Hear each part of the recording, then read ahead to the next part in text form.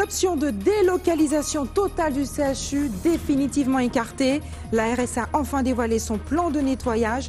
Celui-ci s'annonce progressif et prendra effet immédiatement avec une délocalisation partielle de la tour Nord et une partie de la tour Sud. Et puis c'est fait, les conseillers régionaux ont voté à l'unanimité le plan pluriannuel d'investissement porté par Harry Chalus. Un plan de 720 millions d'euros pour améliorer la situation économique de la Guadeloupe à l'horizon 2020. Et mieux vaut prévenir que guérir. Le SAMU et la communauté médicale d'établissement ont mis en place une organisation particulière pour ce long week-end de Pâques. Nous vous expliquerons comment agir en cas d'accident pendant cette période. Et il en est ainsi à chaque période de Pâques. Vous le savez, les Guadeloupéens se battent pour un bout de territoire sur la plage. Et l'arrivée massive des sargasses ne devrait rien arranger. Bonsoir et bienvenue sur ATV Guadeloupe. Il n'y aura pas de délocalisation totale du centre hospitalier comme voulu par le syndicat UGTG. La directrice de l'ARS a dévoilé en fin de journée, lors d'une conférence de presse, son plan de réorganisation du centre hospitalier. Une opération de nettoyage qui se veut en 2 temps. Elle prendra effet immédiatement mais s'annonce progressive. On écoute les précisions de Valérie Denux, la directrice régionale de l'Agence régionale de santé, interrogée par Anne-Elisabeth Artsen. En pratique, ce plan, il est en 2 phases. On va dire il y a une première phase qui est immédiate et il y a une décision qui a été prise très claire de vider la tour Nord et de vider une partie de la tour Sud, notamment en créant un pôle mère-enfant à la polyclinique. Et ceux de la tour Nord qui sortent vont rejoindre soit Choisy, soit Palais Royal. Donc, on a pris cette décision pour commencer le nettoyage et explorer aussi comment faire la décontamination plus en profondeur, notamment dans les gaines d'aération. Donc, le fait que la tour Nord puisse être à disposition, ça va nous permettre de faire ce travail. On va par ailleurs beaucoup accélérer sur le confinement, sur le nettoyage de surface, sur le fléchage, sur l'information des personnels à l'intérieur donc de la tour Sud et de la partie plateau soins critiques. Et il y aura une deuxième phase, et cette deuxième phase va dépendre des résultats qu'on doit me donner probablement, en tout cas c'est sûr, avant le 15 avril, probablement la semaine prochaine j'espère. Alors, date clé c'est avril, juin, c'est la première phase dont je vous ai parlé. Ensuite, avant le 15 avril, c'est vous dire ce que m'ont dit les experts sur le plan de la possibilité de nettoyer avec une partie occupée ou pas. Et ensuite, la deuxième phase commencera probablement entre 6 mois et 1 an, puisqu'il faut construire, si jamais on doit sortir des modulaires, des bâtiments modulaires à Palais Royal pour compléter la structure de Palais Royal, ou alors, si on peut le faire en site partiellement occupé, on commencera tout de suite. Mais dans tous les cas, ça va nous prendre pratiquement 2 ans, on va dire, entre 18 mois et 2 ans. Et ce long week-end de Pâques est aussi synonyme d'accident. Aussi, le SAMU et la communauté médicale d'établissement ont mis en place une organisation particulière, des mesures qui prennent un sens aussi, tout aussi significatif avec les difficultés causées par l'incendie du CHU. Comment agir en cas d'accident pendant cette période? Réponse tout de suite avec Anne-Elisabeth Artsen.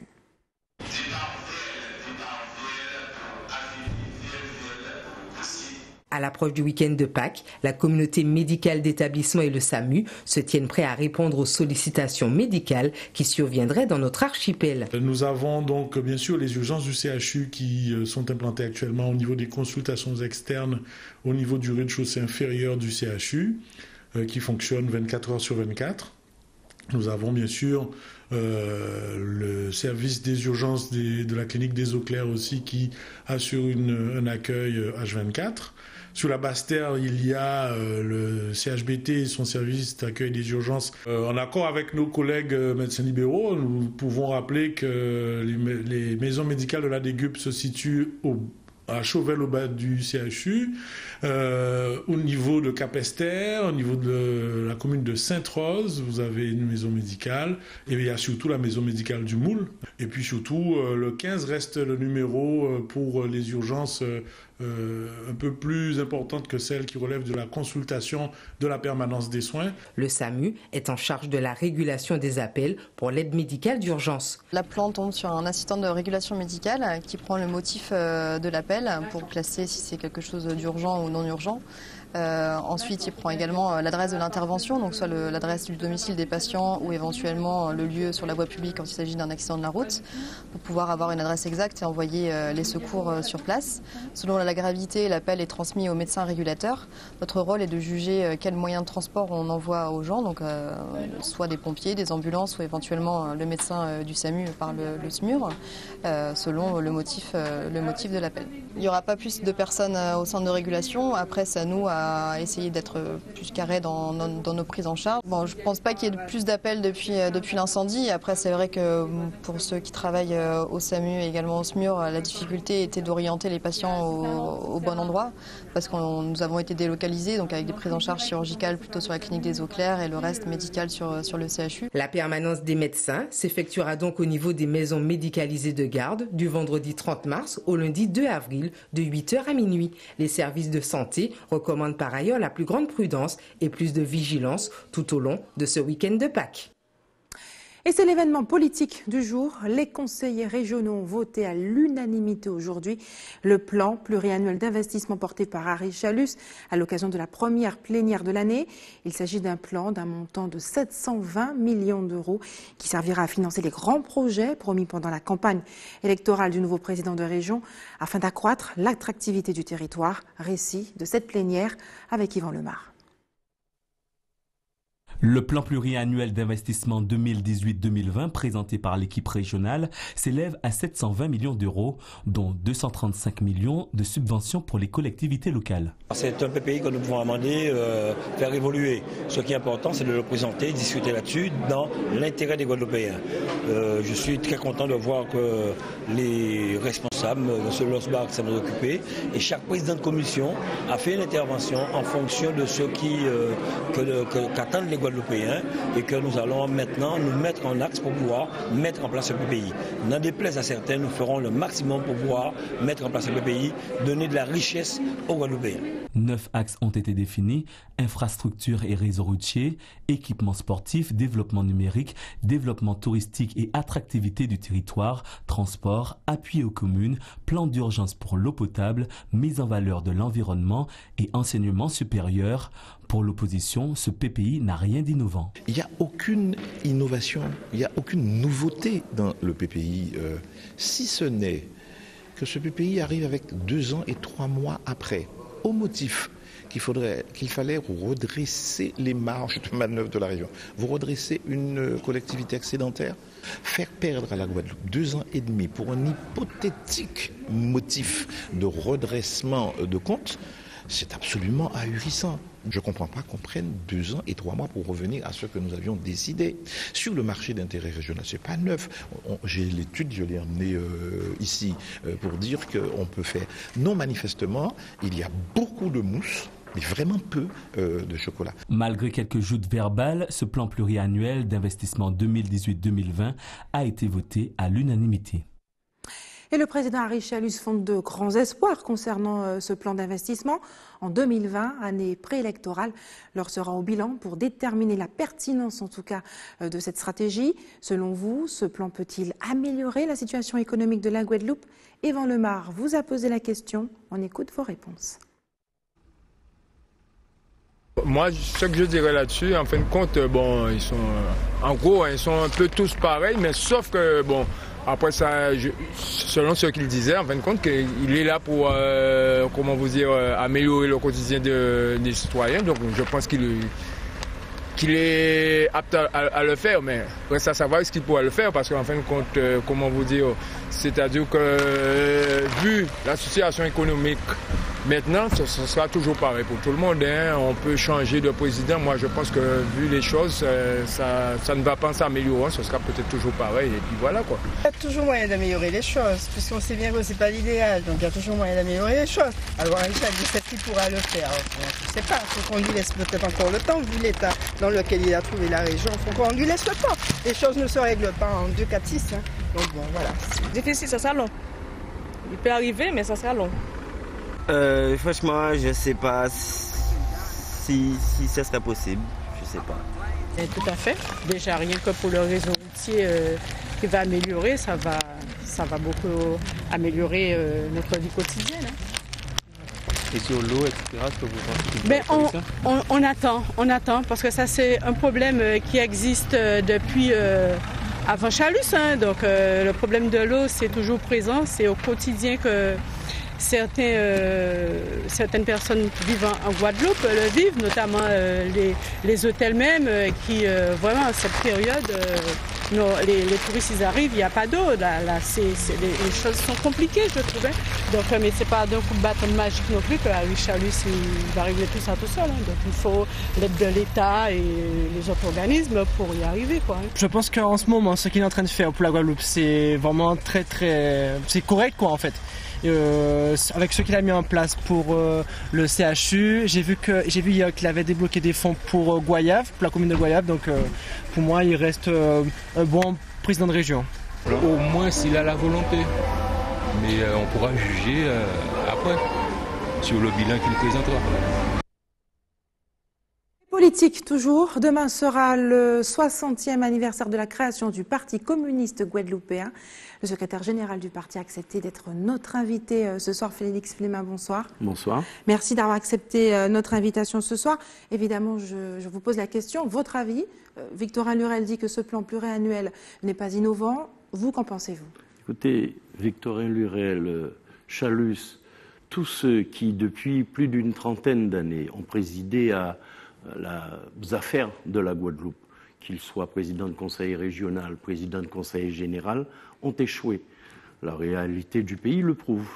Tous les clignotants du pays sont au rouge, ceux des chiffres du chômage, ceux d'une économie en berne, la situation structurelle de l'hôpital, des secteurs de la santé, des secteurs de l'eau, du secteur des déchets.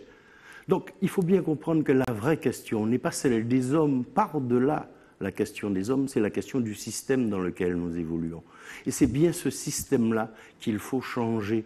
C'est bien la logique d'un modèle économique, politique, fait de soumission, fait d'allégeance, et des postures de nos hommes politiques qui n'ont qu'un seul et unique objectif, leur carrière, ce qu'ils appellent leur carrière, au détriment de l'intérêt général du pays. Ça fait plus de 4 décennies que nous sommes dans cette réalité-là, et aujourd'hui, on voit bien qu'il n'y a plus d'espérance pour le pays, que les jeunes du pays sont condamnés à l'exil. Mais c'est une politique volontariste qui est faite pour écarter, chasser le Guadeloupéen de chez lui, alors que nous sommes un pays qui disposons de richesses, de potentiel, de ressources énormes. Mais c'est un pays dont on veut nous chasser, un pays qui est accaparé par Félix Flemin, Harry Chalus a misé sur l'économie verte, l'économie bleue, qui devrait normalement aboutir à justement pouvoir maximiser ce potentiel de la richesse guadeloupéenne, nous sommes d'accord. 720 millions, 485 euros d'investissement direct. Quel est votre avis là-dessus? Ce sont des investissements sur des projets structurants. Quel projet structurant? On va mettre de l'argent pour faire des ronds-points, pour faire des ronds-points. Vous croyez que c'est ça qui va résoudre et régler la question du transport de la Guadeloupe? On ne se penche pas sur la question structurelle. Quel aménagement du territoire du pays Guadeloupe pour éviter l'engorgement?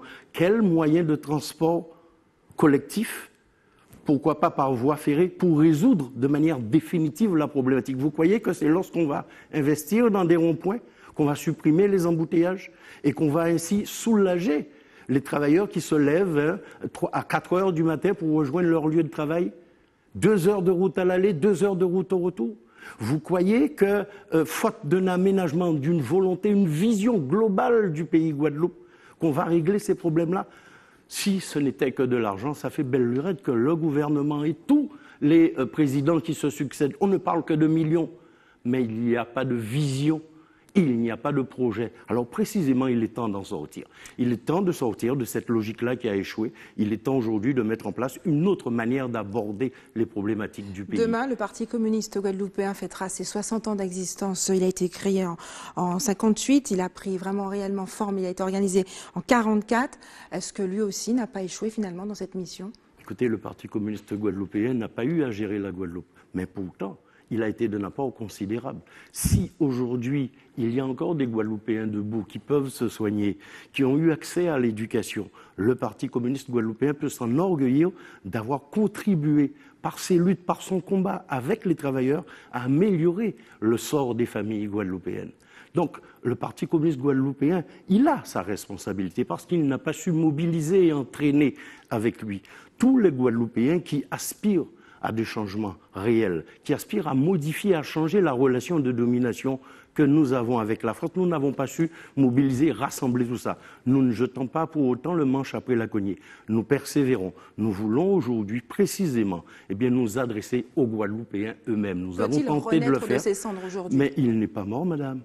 Il ne siège pas. Mais c'est pas parce que, mais précisément, vous voyez, il ne siège pas et on voit la réalité de la Guadeloupe. Peut-être. L'objectif d'un parti est quand même de siéger à un moment donné pour porter sa voix. Précisément. Et c'est l'objectif que nous visons. Nous visons non pas pour nous, mais pour l'intérêt du peuple guadeloupéen. C'est pourquoi nous nous adressons directement aux Guadeloupéens pour leur dire qu'il faut actuellement, 60 ans après, poursuivre le combat de l'émancipation de l'homme et du pays Guadeloupe.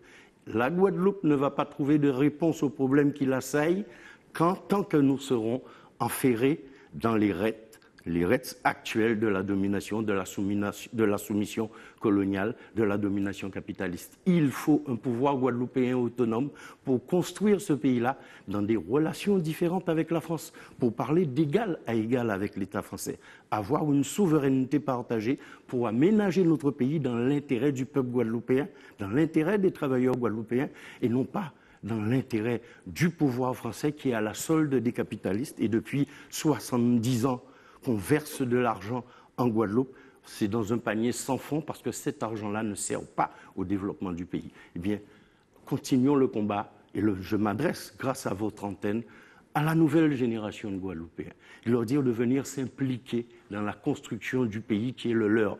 C'est ça l'anniversaire du Parti communiste guadeloupéen aujourd'hui. C'est une perspective, c'est un chemin que nous continuons à défricher avec une nouvelle génération pour qu'elle construise le pays dont elle a aujourd'hui le droit, dans lequel elle a le droit de vivre décemment et dignement, en liberté, en justice et en progrès. Félix, merci d'avoir accepté de répondre à nos questions. Ce soir, nous parlons de logements sociaux. On peut mieux faire maintenant. Ce matin, la CICOA a inauguré une nouvelle génération de logements, des logements sociaux contemporains, dits aussi bioclimatiques, situés en face de la mer. On regarde tout de suite le reportage de Karen Diama.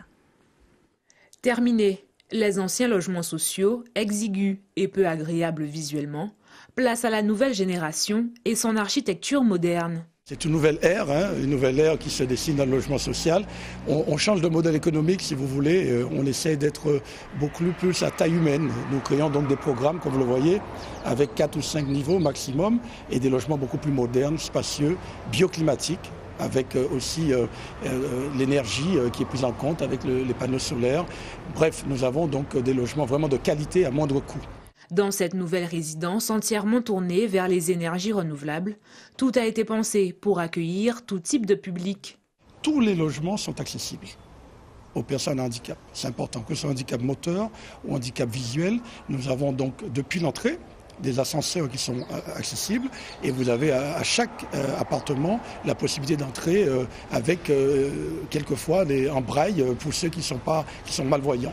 Un projet ambitieux qui s'inscrit dans la rénovation urbaine de la ville de Pointe-à-Pitre, qui, entamée depuis maintenant 14 ans, aura nécessité près de 500 millions d'euros. Ces bâtiments, ils répondent à des exigences. D'abord, nous sommes en zone sismique. Ces bâtiments sont ceux où il y a la plus grande sécurité sismique aujourd'hui au monde, puisque ce sont les dernières qualités, les dernières techniques de mise aux normes antisismiques.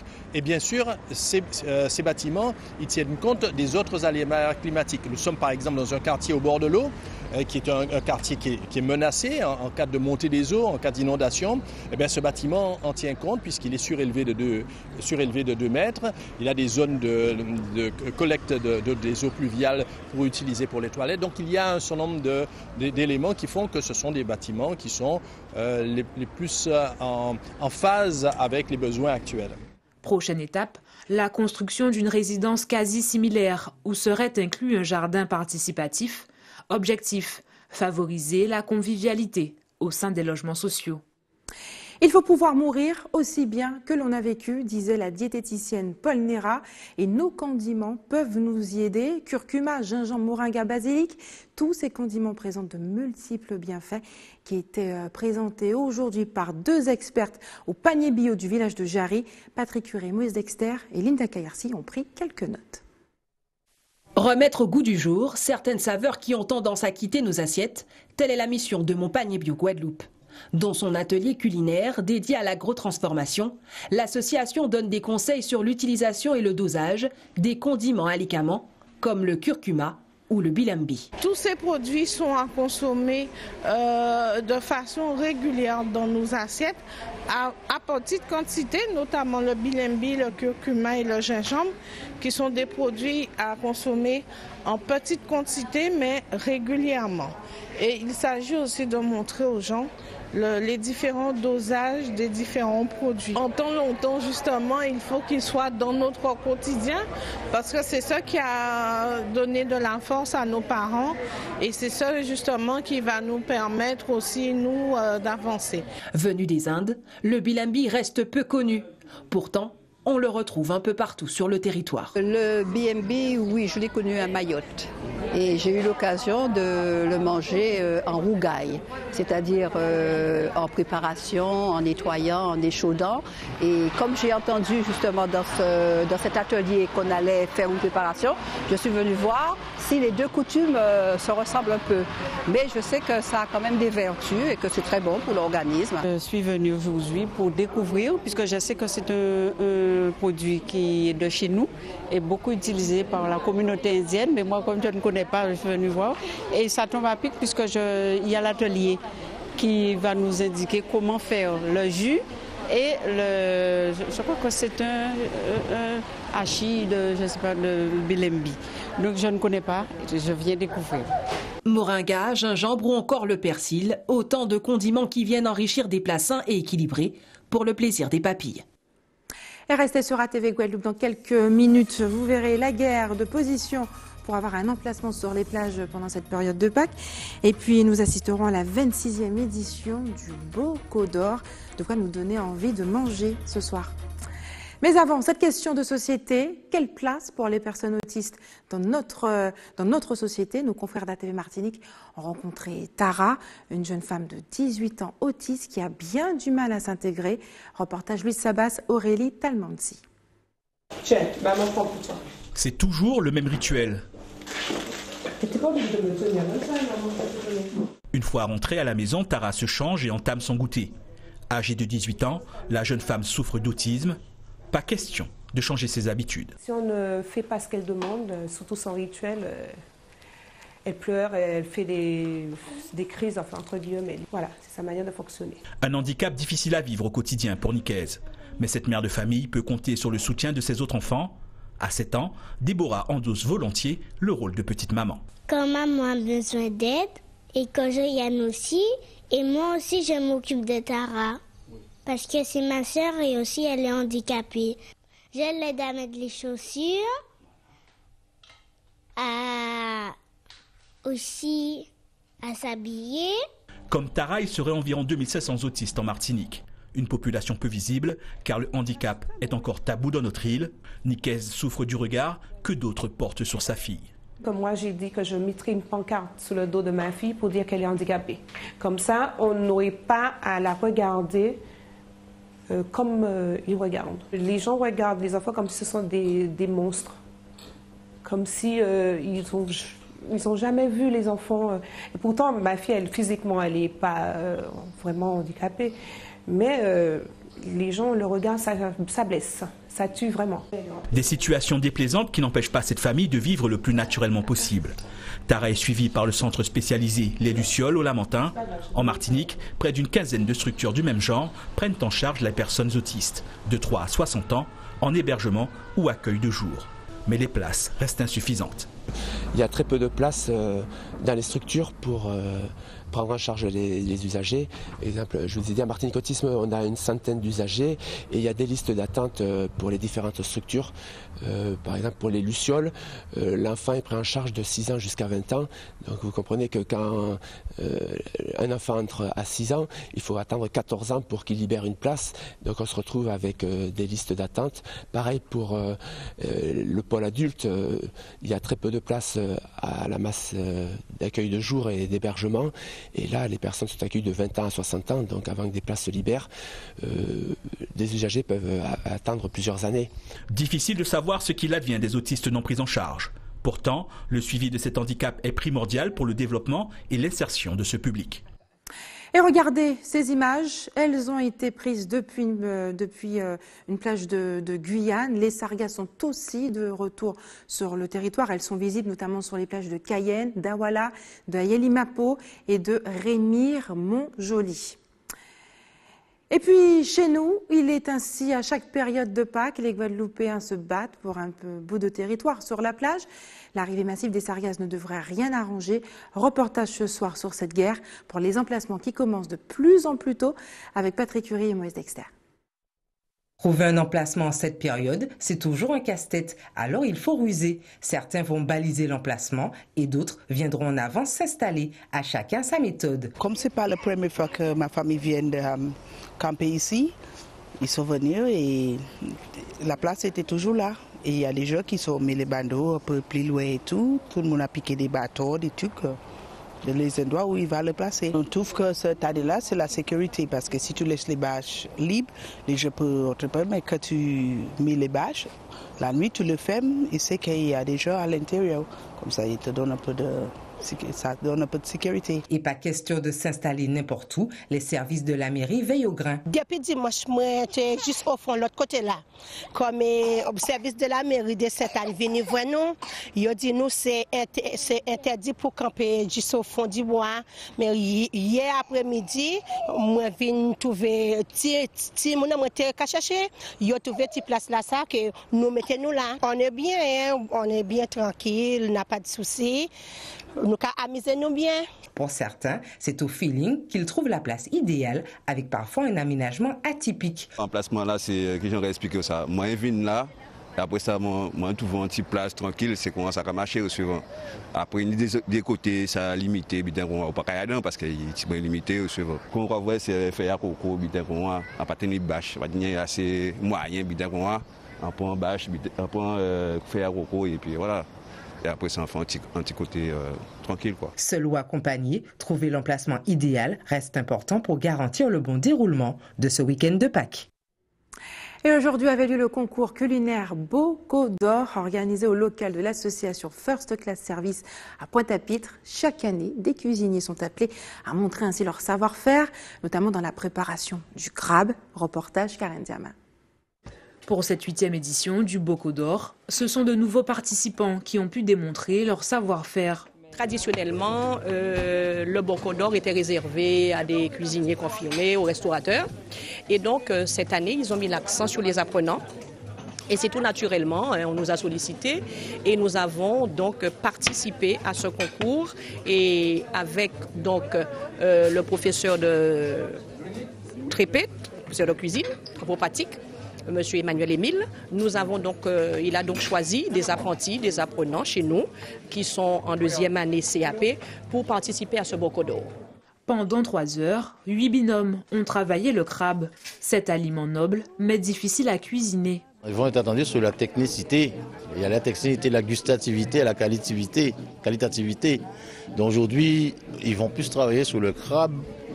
Et le crabe, ce n'est pas un outil facile à travailler quand c'est comme ça, vu l'ampleur de la bête. Et donc j'attends quand même d'eux qui ressortent quelque chose qui sorte de l'ordinaire. Au-delà d'un simple concours culinaire, l'idée reste bel et bien de rappeler l'incontournable fête du crabe, prévue ce week-end pascal. C'est la fête du crabe, le crabe mornalien, le crabe qui pendant des années a aidé le mornalien à être ce qu'il est. Son caractère, sa manière de faire, etc. Et surtout nous aider à évoluer économiquement. Cette année, c'est l'année de la nutrition, l'année d'un nouveau départ. Donc on a mis en avant les apprenants. Cette année, ce sont des jeunes qui sont scolarisés, qui sont soit à l'URMA, CFA, qui apprennent la cuisine et qui nous proposent des plats. Plusieurs recettes de ce type seront présentées ce week-end à Morne-à-l'Eau à l'occasion de la fête du crabe. Et voici tout de suite les visages des 2 gagnantes du concours culinaire Bocaux d'Or. C'est elles qui ont gagné ce prix cette année, le prix du concours culinaire 2018 de Bocaux d'Or. Vous les découvrirez certainement ce week-end si vous vous rendez dans la commune de Morne-à-l'Eau. C'est l'heure des informations pratiques maintenant. Demain, la préfecture sera fermée exceptionnellement ainsi que la sous-préfecture, ainsi que le lundi 2 avril, lundi de Pâques. L'accueil reprendra aux horaires habituels le lendemain matin. L'équipe de l'établissement français du sang vous donne rendez-vous aussi demain. L'alerte sécheresse a été déclenchée par la préfecture. Vous devez faire attention à cette ressource qu'est l'eau, éviter de nettoyer vos voitures notamment. L'équipe demain, les communes qui seront concernées par les coupures d'eau seront Capesterre, Les Saintes et le centre-ville des Abîmes. Et enfin, si vous avez des informations à nous communiquer, n'hésitez pas à nous appeler au 60 11 2 fois. Voilà, c'est la fin de notre édition locale et régionale. Avant de se quitter, je vous rappelle les principaux titres de ce jeudi. L'ARS qui a dévoilé son plan de réorganisation. Il n'y aura pas de délocalisation totale du CHU. Le plan se fera en 2 temps. Un nettoyage qui prendra effet immédiatement, mais qui s'annonce progressif, avec une évacuation partielle de la tour nord dès ce lundi. Et puis c'est fait, les conseillers régionaux ont voté à l'unanimité le plan pluriannuel d'investissement porté par Harry Chalus. Un plan de 720 millions d'euros pour améliorer la situation économique de la Guadeloupe à l'horizon 2020. Et puis le SAMU et la communauté médicale d'établissement ont mis en place une organisation particulière pour ce long week-end de Pâques. Nous avons expliqué comment agir en cas d'accident pendant cette période. Et puis, reportage atypique ce soir, les Guadeloupéens qui se battent pour un bout de territoire sur la plage. Et il en est ainsi à chaque période de Pâques. Et l'arrivée massive des sargasses ne devrait rien arranger. Nous sommes rendus à Bois-Jolant, à Sainte-Anne. Merci d'avoir choisi ATV Guadeloupe. Je vous souhaite une excellente soirée. On se retrouve demain à 18h45.